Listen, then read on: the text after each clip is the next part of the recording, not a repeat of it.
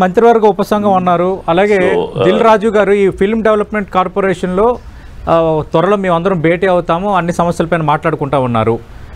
అంటే being a senior producer, being a senior cinema మెన్గా మీరు ఈ తమిళనాడు విధానానికి సంబంధించి ఏమైనా ప్రస్తావన తెస్తారా? తీసుకొస్తాం. అంటే ఎప్పుడైనా మనం we should see all the models which are existing. ఇప్పుడు నార్త్ ఇండియాలో ఫస్ట్ లో థియేటర్లు బాగుండే కాదు, మల్టీప్లెక్స్లు వచ్చినాక వాళ్ళు థియేటర్ రేట్లు చాలా ఎక్కువ చేసేసారు. చేసేయటం వల్ల ఒక సెట్ ఆఫ్ ఆడియన్స్ ని థియేటర్ దగ్గర నుంచి దూరం చేసేసారు.